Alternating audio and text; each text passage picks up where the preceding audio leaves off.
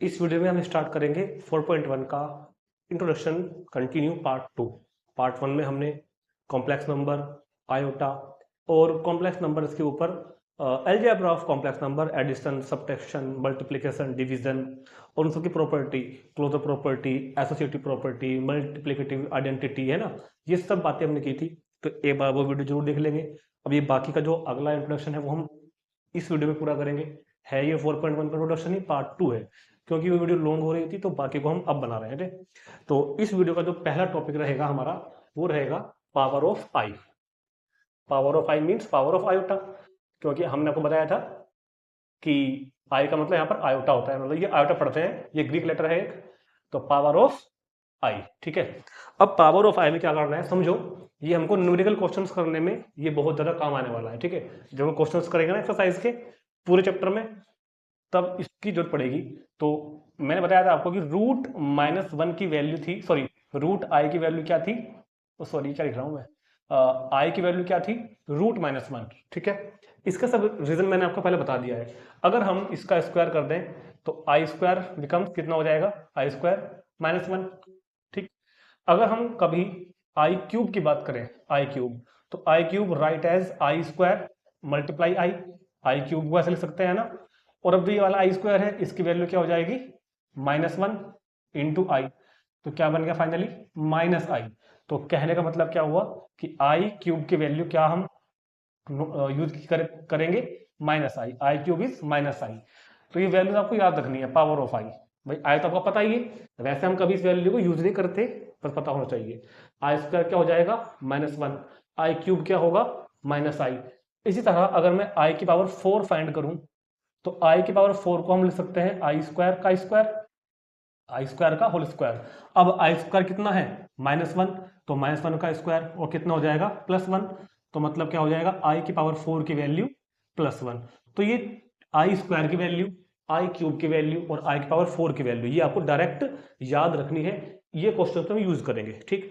इसके अलावा एक बात और समझो, अगर कभी आता है one upon I, one upon I, तो वन अपॉन आई को हम, अगर मैं ऐसा कहूं कि वन अपॉन आई में, वन अपॉन आई में आई से डिवाइड और आई से मल्टीप्लाई कर लो, तो आई बन जाए आई, और आई इंटू आई, आई स्क्वायर। तो अब आई अपॉन इस वाले आई स्क्वायर की वैल्यू माइनस वन, तो भैया वन अपॉन आई कितना बन जाएगा, आई अपॉन माइनस वन मतलब माइनस आई। तो ये भी याद रखना है कि वन अपॉन आई की वैल्यू कितनी होती है, वन अपॉन आई की वैल्यू कितनी होती है, माइनस वन, ठीक है। तो ये जो मैंने हाईलाइट किया है ना, जो मैंने डब्बे के अंदर बंद करे हैं, इनको मैं इधर लिख दे रहा हूँ एक मिनट के लिए। आई स्क्वायर की वैल्यू हम क्या यूज करेंगे अब से, माइनस वन। आई क्यूब की वैल्यू हम क्या यूज करेंगे, माइनस आई, ठीक है। आई की पावर फोर की वैल्यू क्या यूज करेंगे हम, वन। और कभी अगर वन अपॉन आई आया तो minus I, one upon I को क्या लिखेंगे हम, माइनस आई। तो ये वैल्यू पूरे चैप्टर के दौरान वहां लिखी रहेंगी, जिस जिसकी जरूरत पड़ेगी उसको हम वहां से उठाकर यूज करते रहेंगे, ठीक हो गया। चलो जी, अब ये बातें तो नोट करनी है ना। अब कुछ और बात समझते हैं पावर ऑफ आई के बारे में, कुछ और बातें देखते हैं। देखो, याद ये रखना है कि अगर कभी आई की पावर मान लो कल को आने लगा 16, आई की पावर 16 को सोल्व करो, तो जब भी कभी आई की पावर कोई लार्ज नंबर आए, कोई पावर में नंबर बड़ा आ जाए, ठीक है, तो आपको उसको 4 के मल्टीपल में तोड़ लेना है, 4 के मल्टीपल में स्प्लिट कर लेना है। आई की पावर 16 को हम कैसे लिखते हैं, आई की पावर 4 की होल पावर 4 लिख सकते हैं क्या। अब जो आई की पावर 4 है वो तो 1 हो गया, वो लिखा हुआ, और होल पावर कितनी है 4, तो ये क्या हो जाएगा 1, ठीक। इसी तरह अगर हम आई की पावर कल को 48 लेने लगे, 48, तो 48 को हम क्या लिख सकते हैं, आई की पावर 4 और आई की पावर 4 की पावर 16, तो सॉरी 12 लिख सकते हैं ना ऐसे। तो इस वाले आई की पावर 4 की वैल्यू क्या हो जाएगी 1, और 1 की पावर 12, तो वही कितना हो जाएगा 1। अगर हमारे पास आई की पावर मान लो 250 200 आ जाए, 200, तो इसको हम आई की पावर 4 के रूप में लिखेंगे। आई की पावर 4 और 200 पूरे करने के लिए कितने और चाहिए अपने को, 500, भाई तभी तो होगा ना, ओ सॉरी 50, 50 फोर 200, तो आई की पावर 4 की वैल्यू क्या आ जाएगी 1, और उसकी पावर 50, तो मतलब कितना आ गया 1। तो हमने यहाँ पे एक बात ऑब्जर्व करी कि कभी भी अगर लाइफ में आई की पावर 4 का मल्टीपल हो, आई की पावर 4 के हो, तो उसकी वैल्यू 1 होती है। वेयर के इज एन इंटीजर, जहां पर के क्या होगा, के कोई भी इंटीजर अगर हो, तो के अगर कोई भी इंटीजर हो तो आई की पावर 4 की वैल्यू ऑलवेज 1 आएगी। ठीक है, ये बात ध्यान रखना कि अगर के कोई भी इंटीजर है, जीरो इंटीजर है, पॉजिटिव इंटीजर है, नेगेटिव इंटीजर, तो आई की पावर 4 की वैल्यू क्या आएगी, 1। तो आई की पावर मल्टीपल ऑफ 4 यानी कि 4k, आई की पावर मल्टीपल ऑफ 4 यानी कि 4k is equal to 1, where k is integer, जहां पर ये k क्या है, इंटीजर है। ठीक, एक ये बातें आपको याद रखनी है। ठीक है, चलते हैं आगे। अब मैं एक दो जरा ये बात नोट कर लो, क्योंकि एक दो एग्जांपल्स आपको पहले यहाँ पे मैं करके दिखाना चाहता हूं ताकि आपको बात समझ में आ जाए। अच्छा, एक बात और इसी हिसाब से अगर हम थोड़ा ऑब्जर्व और करें पैटर्न को, क्योंकि आई की पावर 4 की वैल्यू कितनी आ जाएगी, 1, आई की पावर 4k प्लस 1, तो आई की पावर 4k प्लस 1 को हम ऐसे लिख सकते हैं ना भाई, आई की पावर 4k प्लस 1 को हम ऐसे भी तो लिख सकते हैं, आई की पावर 4k इंटू आई, बता दो जरा, इसको कैसे लिख सकते हैं ना। अब आई की पावर 4k तो 1 हो गया और 1 इंटू आई हो गया, तो मतलब क्या बन गया, आया आई। तो आई की पावर 4k प्लस 1 अगर कभी है, आई की पावर 4k प्लस 1 अगर कभी है तो वैल्यू क्या हो जाएगी, आई। इसी हिसाब से अगर आई की पावर 4k प्लस 2 होगा कभी, तो we can write as i की पावर 4k और इंटू आई स्क्वायर। तो आई की पावर जो 4k है वो तो 1 हो गया, और जो आई स्क्वायर है वो -1 हो गया, तो वैल्यू क्या बन जाएगी, माइनस आई। तो मतलब आई की power 4k plus 2 is equal to -1। ठीक, -1। और आई की पावर 4k प्लस 3 को हम क्या लिख सकते हैं, आई की पावर 4k इंटू आई क्यूब। अब आई की पावर 4k तो 1 हो गया, और आई क्यूब की वैल्यू बन जाएगी -i, आई क्यूब की वैल्यू क्या हो जाएगी, आई क्यूब की वैल्यू क्या हो जाएगी, -i। तो i cube becomes -i, that is -i। तो इस तरह मैंने आपको एक जनरल, इन फॉर्मूलों को एक जनरल फॉर्म में लिखवा दिया है। एक ही बात है जो ऊपर लिखाया था ये वाला, और ये एक ही है, बस वो मैंने जनरली लिखवा दिया के में, और वो स्पेशल वैल्यू में लिखवाया हुआ स्क्वायर में, क्यूब में, 4 पावर में। ठीक है, तो ये सारी बातें आप लोग याद रखेंगे। ठीक, अब इनको यूज कैसे करते हैं, एक वैसे एक एग्जांपल दिखाता हूं करके, इसको नोट कर लेंगे एक बार सारी बातों को। चलो, तो इसका यूज इस तरह से होगा, मान लो कभी भी वेरी लार्ज नंबर में अगर आई की पावर आ जाए, मान लो सपोज करो कभी आने लगा आई की पावर 234, तो हाउ टू फाइंड दिस, इसको हम कैसे सोल्व करेंगे। तो इसको ऐसे सोल्व करोगे, जो भी नंबर होगा ना उसको 4 से डिवाइड करके देख लेना कितना होगा, 4 5 जा 20, तो कितना बचा नीचे भाई, 4 5 20 हो गया ना, तो 3 4 और 4 8 जा 32, तो कितना हो गया 2। तो ये जो नंबर था ये आया 58 होल 2/4, बल्कि ऐसा कर लो, छोड़ो, ये किससे डिवाइड किया हमने, इसको 4 से किया है, तो और भी होगा ये 4 पंजे 20, 23 -20 3, ये 4 आ गया। ठीक है, तो आई की पावर 234 को हम ऐसे लिख सकते हैं ना, आई की पावर 58 इंटू 4 प्लस 2, ये बताओ आपसे में आ गई क्या, 234 को मैंने ऐसे लिख दिया, ये बनेगा 4k प्लस 2 की फॉर्म में, देखो ध्यान से 4k प्लस 2, 4k प्लस 2। ठीक, तो अगर डायरेक्ट चाहो तो वैल्यू क्या आ जाएगी, -1। अगर डायरेक्ट चाहो आई की पावर 4k प्लस 2, वहां देखो उधर, या अगर आप उसको याद नहीं रखना चाहते तो आप ऐसा कर लो, आई की पावर 4 इंटू 58 हमने अलग कर ली, और इनटू में जो आई स्क्वायर था हमने अलग कर लिया। भाई मल्टीप्लाई में पावर्स ऐड होती है ना, तो ये पावर अलग कर ली, इनटू आई की पावर 2 अलग कर ली। अब ये तो आई की पावर 4 के बन रहा है, आई की पावर 4 के बन रहा है, तो ये तो 1 हो जाएगा, और आई स्क्वायर क्या हो जाएगा, -1, तो वैल्यू आ जाएगी -1। तो बड़ी पावर को इस तरह सोल्व करेंगे हम लोग। ठीक है, तो वैसे हम बहुत सारे एक्सरसाइज में क्वेश्चंस भी करेंगे, ठीक है, और एग्जाम्पल्स भी करेंगे, वहां पर ये चीजें बहुत और ज्यादा क्लियर हो जाएंगी। बहुत सारे क्वेश्चन हमारे पास इस तरह के हैं, तो इतना नोट करेंगे। अब चलते हैं नेक्स्ट टॉपिक पर। ठीक, इसको नोट करेंगे एक बार सारी चीजों को। चलो, अब है हमारे पास नेक्स्ट टॉपिक है square root of negative number, square root of negative number. अब जो नेक्स्ट टॉपिक है मेरे पास, square root of a negative real number, square root of ए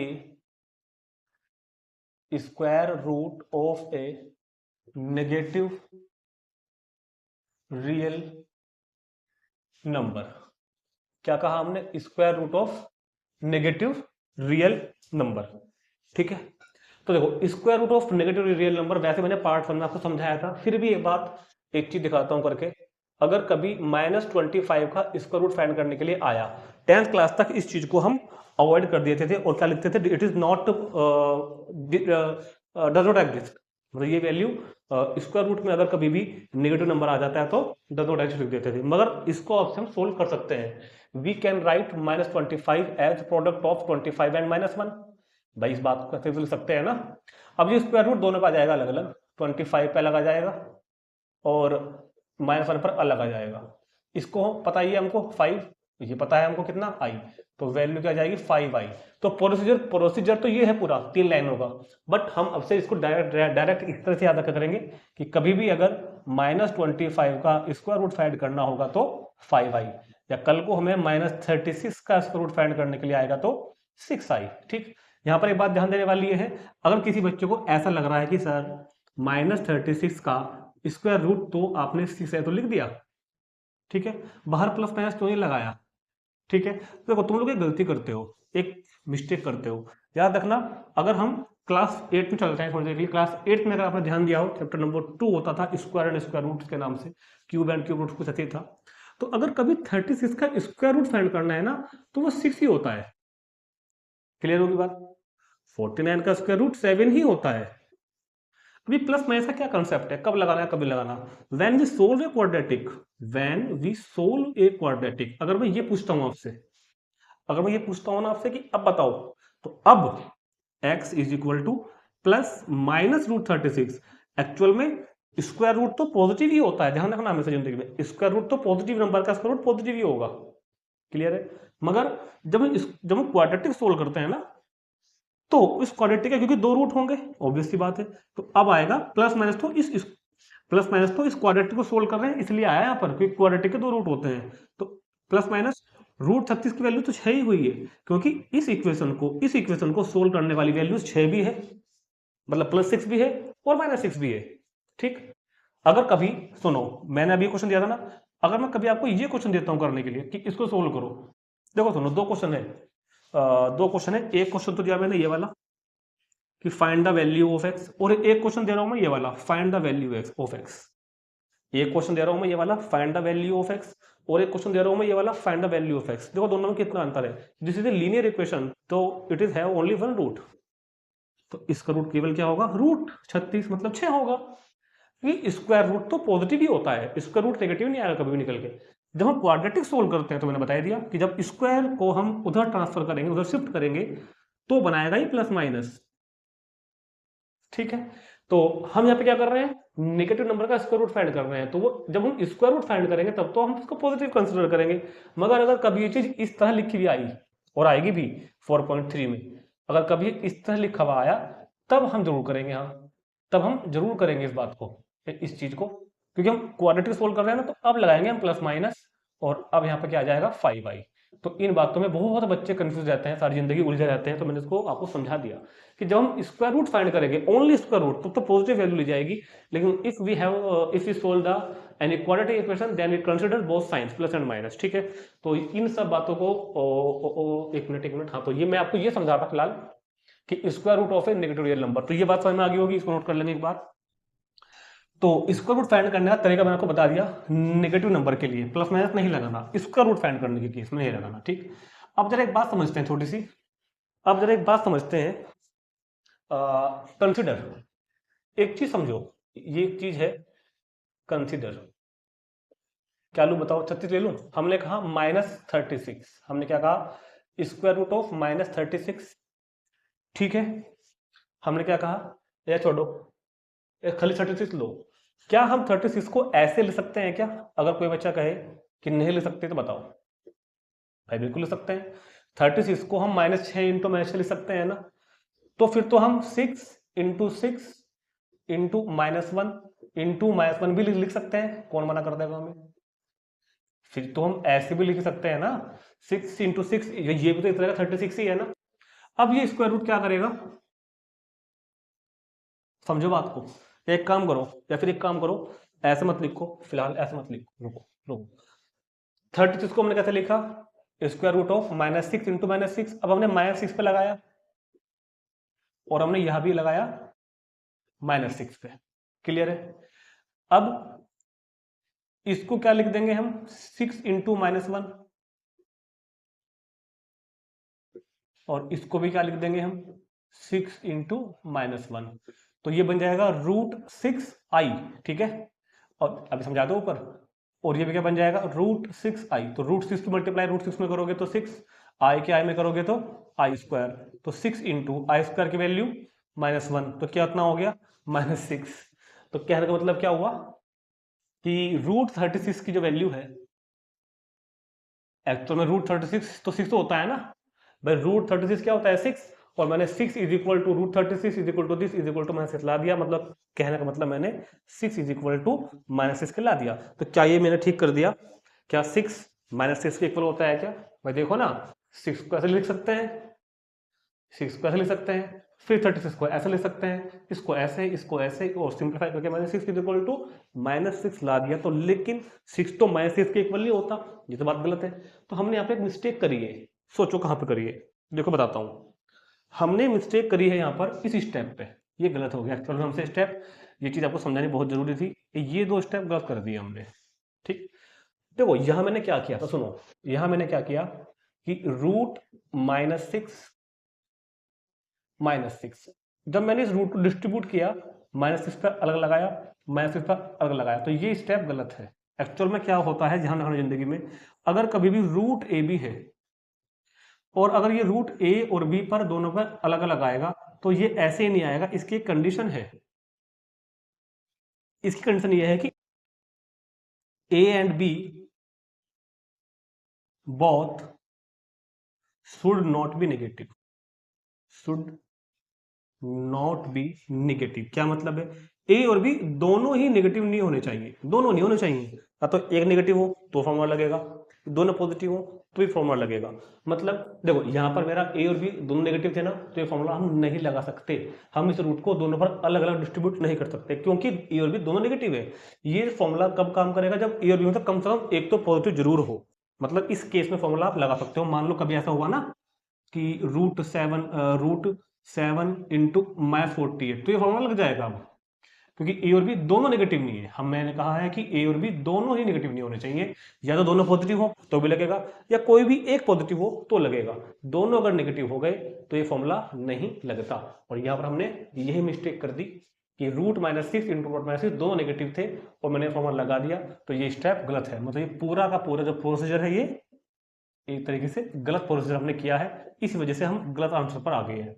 तो वैसे ये वैसे समझाने के लिए बताया था आपको। सिर्फ आपको नोट क्या करना है, ये चीज नोट करोगे कि √a into b is equal to √a√b कब काम करेगा, जब ए और बी दोनों ही नेगेटिव ना हो, या तो दोनों पॉजिटिव हो, either both positive, either one of these is positive, या तो दोनों पॉजिटिव हो या दोनों में से कोई एक पॉजिटिव हो। ठीक, तो इस बात को नोट करेंगे। चलते हैं नेक्स्ट टॉपिक पर। तो बात करते हैं यार identities of a complex number. ठीक, इफ, बल्कि ये छोड़ दो, आइडेंटिटीज ऑफ कॉम्प्लेक्स नंबर्स लिखो। आइडेंटिटीज ऑफ कॉम्प्लेक्स नंबर वो आइडेंटिटी है जो हम क्लास 8 9 से पढ़ते हुए आ रहे हैं, बस अब उनको यूज करेंगे कॉम्प्लेक्स नंबर के लिए। If Z1 and Z2 be two complex numbers, if Z1 and Z2 be two complex numbers, अगर Z1 और Z2 दो कॉम्प्लेक्स नंबर्स हैं तो ये आइडेंटिटीज हम लोग यूज करेंगे। इधर लिख देता हूं, ठीक है। पहला Z1 प्लस Z2 का होल स्क्वायर, जैसे कि वो करते हुए आया हो ना आज तक, a प्लस बी का होल स्क्वायर, ऐसे कर देंगे, कोई दिक्कत नहीं है। Z1 square plus Z2 square plus 2 Z1 Z2। Similarly अगर नेगेटिव है, Z1 माइनस Z2 का whole square, Z1 square plus Z2 square minus 2 Z1 Z2।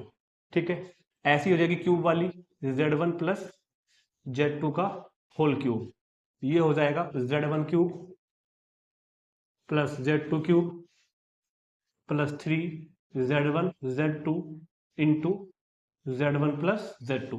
Fourth, Z1 minus Z2 का cube is equal to Z1 cube minus Z2³ minus 3Z1Z2 into Z1 minus Z2।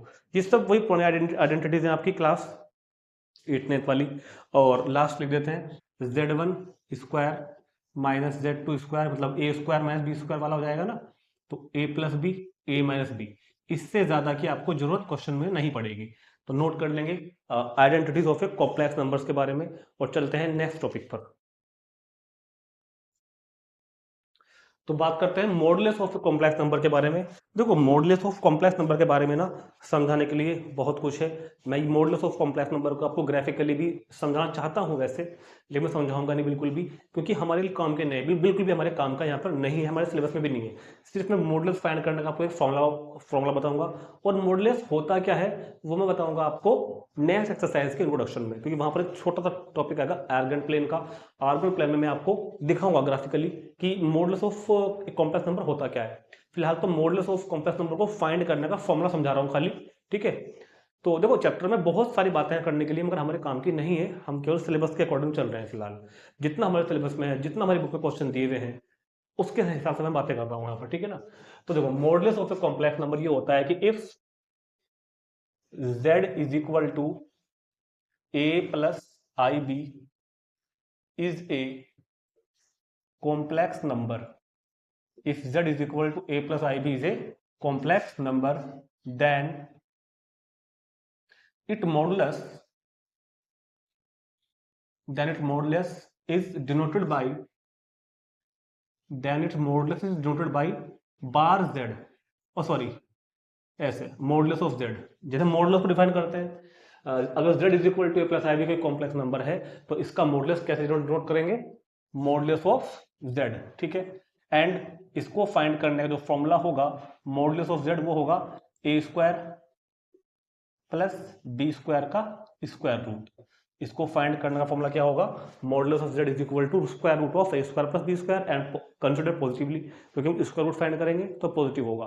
देखो वैसे modulus की एक length होती है, मैं आपको ग्राफ में समझाऊंगा अगली एक्सरसाइज के इंट्रोडक्शन में, जिसमें मैं आपको आर्गन प्लेन समझाऊंगा, वहां पर टॉपिक फिर दोबारा से आएगा एक बार और, ठीक। इस बात को हम लोग क्या ऐसे लिख दूं, मॉडुलस ऑफ z को क्या मैं ऐसे लिख दूं, रियल पार्ट ऑफ z का होल स्क्वायर, कुछ बुक्स में ऐसे भी लिख देते हैं, और इमेजिनरी पार्ट ऑफ z का होल स्क्वायर। क्या ये दोनों बातें सेम ही तो हो जाएगी ना भाई, रियल पार्ट ऑफ z का स्क्वायर लिख दो plus imaginary part of z का स्क्वायर रूट, बात तो एक ही होगी भाई। Real part of z a ही तो होता है, imaginary part of z b ही तो होता है, समझा था मैंने पहले वाले पार्ट में आपको।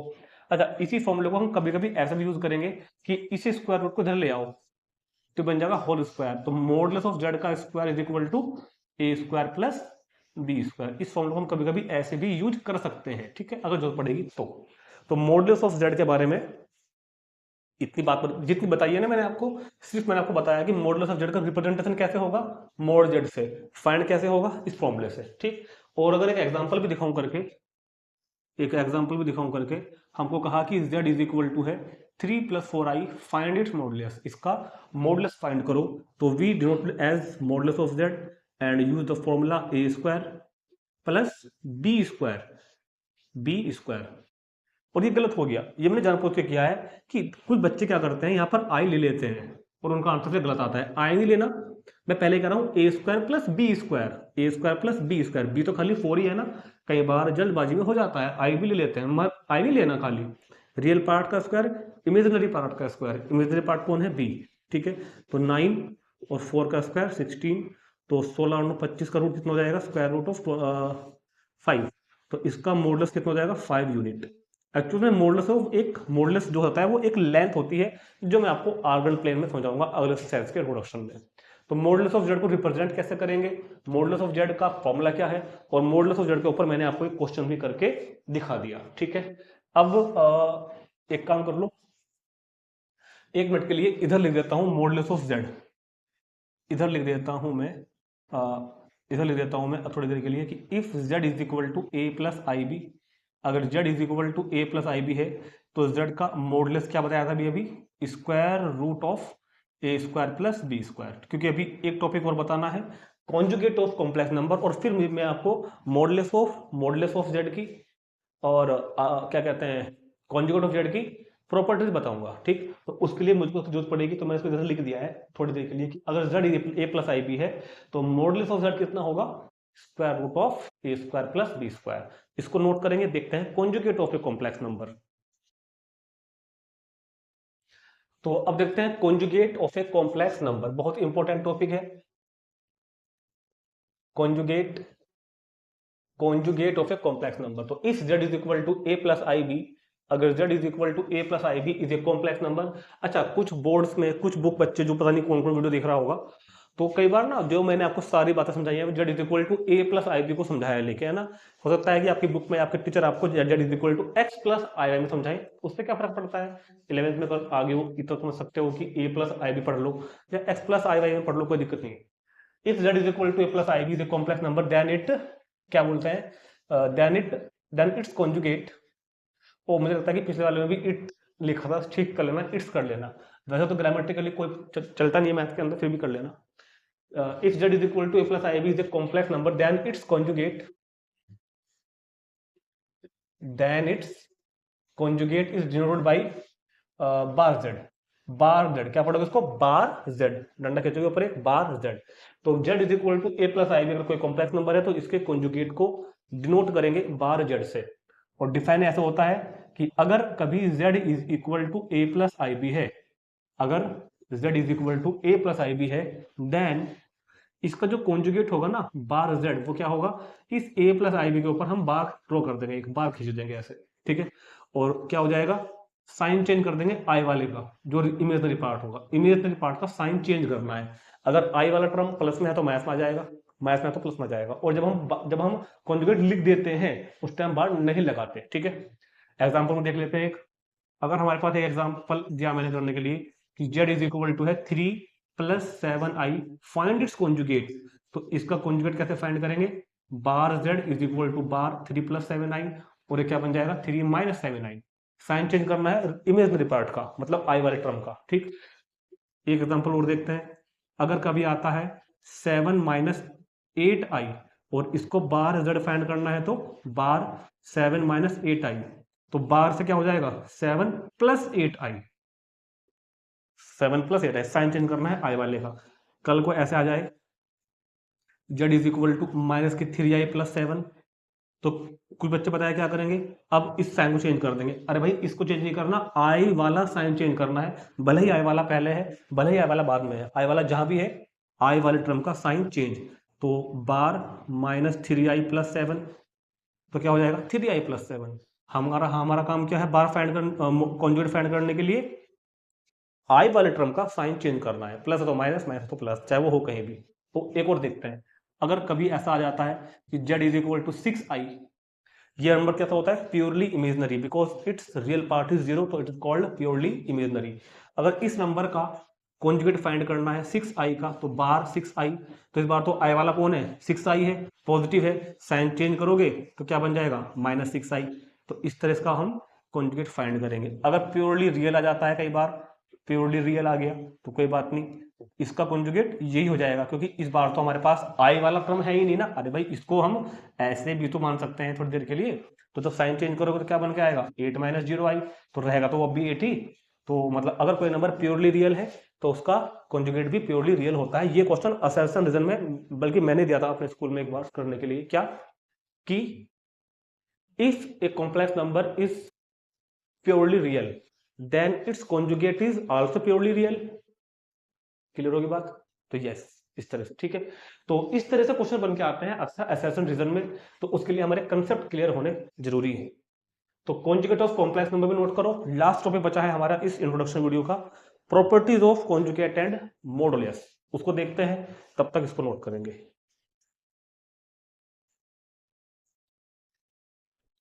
तो बात करते हैं properties of modulus of a complex number. देखो अगर कभी z1 प्लस z2 है और हमको z1 और z2 को प्लस करके उसका बार फाइंड करना है ना, तो डिस्ट्रीब्यूट हो सकता है अलग अलग, बार z1 प्लस बार z2। सो हम आगे प्रॉपर्टी कि कॉन्जुगेट ऑफ, बार मतलब conjugate, conjugate of z1 plus z2 is equal to conjugate of z1 plus conjugate of z2, और यही वैलिड किसमें होगा माइनस में। अगर माइनस में भी आ गया तो भी इसको ऐसा लिख सकते हैं। दूसरा अगर कभी प्रोडक्ट हुआ, मल्टीप्लीकेशन हुआ, conjugate of Z1 into Z2 is also equal to conjugate of Z1 into conjugate of Z2, ऐसे ही डिवाइड में हो जाएगा। अगर कभी Z1 और Z2 का होल कॉन्जुगेट हुआ तो इसको हम न्यूमरेटर पर अलग अपॉन डिनोमिनेटर पर अलग लगा देंगे, वेयर Z2 क्या हो, नॉट इक्वल टू 0। Z2 जो है वो 0 नहीं होनी चाहिए, नहीं तो अपॉन में आ जाएगा। अपॉन में आने का मतलब ये संख्या बन जाएगी हमारी इनफाइनाइट, नॉट डिफाइन हो जाएगी, ठीक है। तो Z1 इंटू Z2 डिस्ट्रीब्यूट हो जाएगा अलग अलग, Z1 अपॉन Z2 भी डिस्ट्रीब्यूट हो जाएगा अलग अलग, और अगर मल्टीप्लाई में है तो भी हो जाएगा। ये सब प्रॉपर्टी मॉडुलस में है। अगर modulus of Z1 into Z2 है, मॉडुलस ऑफ क्या है कभी भी Z1 इंटू Z2, तो वो क्या बन जाएगा, modulus of Z1 into modulus of Z2। ऐसे ही अगर कभी मल्टीप्लाई में और डिवाइड में हुआ Z1 अपॉन Z2 का मॉडुलस, तो ये भी क्या हो जाएगा, modulus of Z1 upon modulus of Z2 where Z2 is not equal to 0। लेकिन मॉडुलस वाले केस में ना प्लस माइनस वाली प्रॉपर्टियां नहीं होती। कभी आप ऐसे कर दो, modulus of Z1 plus Z2 को हम लोग modulus of Z1 plus Z2 नहीं ले सकते, इसकी अलग प्रॉपर्टी है, अभी हमारे सिलेबस में नहीं है। तो मॉडुलस केवल कब डिफाइन होगा, मॉडुलस कब डिस्ट्रीब्यूट होगा, मल्टीप्लिकेशन पर होगा और डिवीजन पर होगा, लेकिन कॉन्जुगेट हर जगह हो जाता है, ठीक। और प्रॉपर्टी देखते हैं 2-3। Number 6, Z into bar Z, किसी कॉम्प्लेक्स नंबर का और उसका कॉन्जुगेट का, किसी कॉम्प्लेक्स नंबर और उसके कॉन्जुगेट का जो प्रोडक्ट है वो मोड Z का स्क्वायर के इक्वल होता है। आप फील भी कर सकते हैं इस चीज को, मैं दिखाता हूं करके। अगर कभी Z इज इक्वल टू हुआ 2 प्लस 3i लिख लो, और तो इसका कॉन्जुगेट क्या हो जाएगा, बार Z, मतलब 2 माइनस 3i। अब एक बार बता दो जरा, इनकी मल्टीप्लाई कर दो, Z इंटू बार Z, तो a plus b a minus b क्या बन जाएगा, 2 दूनी 4, और ये कितना बन के आएगा 9, तो ये कितना बन जाएगा 13। अब फाइंड करना modulus of Z, modulus of Z कितना हो जाएगा 2 स्क्वायर प्लस 3 स्क्वायर, तो ये भी कितना आएगा 13। तो Z into Z bar is equal to किसके होता है, मॉडुलस ऑफ Z का स्क्वायर। नंबर 7, किसी कॉन्जुगेट नंबर का मॉडुलस या उस कॉन्जुगेट या फिर उस कॉम्प्लेक्स नंबर के नेगेटिव का मॉडुलस हमेशा इक्वल होता है। मतलब modulus of Z is equal to minus modulus of Z is equal to bar Z का मॉडुलस। मतलब Z का और Z के नेगेटिव का और Z के कॉन्जुगेट का मॉडुलस हमेशा इक्वल होता है, ठीक। एक बात और रहेगी, शायद मुझे याद आ रही है, वो भी लिखवा देता हूं, देख के एक बार, शायद इसकी जरूरत पड़ेगी नहीं आपको, लिख लो फिर भी। वैसे हम इसको क्वेश्चन में यूज करेंगे नहीं। अगर Z इनवर्स फाइंड करना है, Z इनवर्स को बोलते हैं मल्टीप्लिकेटिव इनवर्स ऑफ Z, तो इसका फॉर्मूला होगा Z upon bar Z, sorry Z upon modulus of Z का होल स्क्वायर। वैसे हम इसको यूज नहीं करेंगे, इसको तो मैं क्वेश्चन आपको बाकायदा कराऊंगा, थोड़ा डिस्क्रिप्टिव सोल्यूशन कराऊंगा, फॉर्मूला डायरेक्ट यूज नहीं करेंगे। लेकिन क्या भरोसा असेसन रीजन में आ जाए, कहीं कोई पूछ ले आपसे एक नंबर में, तो याद रखना किसी कॉम्प्लेक्स नंबर Z का मल्टीप्लिकेटिव इनवर्स Z इनवर्स क्या होता है, Z upon modulus of Z का स्क्वायर। तो मेरे हिसाब से इतना सब कुछ जितना मैंने आपको बता दिया ना इस चैप्टर के लिए बहुत है। वैसे तो कोई चैप्टर में करने के लिए बहुत सारी चीजें हैं, बहुत बड़ा टॉपिक है अपने आप में, मगर वो हम करेंगे जब मैं आपको कंपटीशन की सीरीज कराऊंगा तब। फिलहाल क्लास 11 के school level point of view से इतना बहुत है। तो स्टूडेंट सभी इन सब चीजों को अच्छी तरह याद कर लेना। इस वीडियो में इतना करते हैं और नेक्स्ट वीडियो में मिलते हैं 4.1 के एग्जांपल्स। अभी हम इन सब चीजों को अप्लाई करेंगे, इनके ऊपर एग्जांपल्स देखेंगे अगली वीडियो में, ठीक। तब तक ये सारी बातें आपको याद होनी चाहिए, ठीक है। मिलते हैं नेक्स्ट वीडियो में 4.1 एग्जांपल्स में।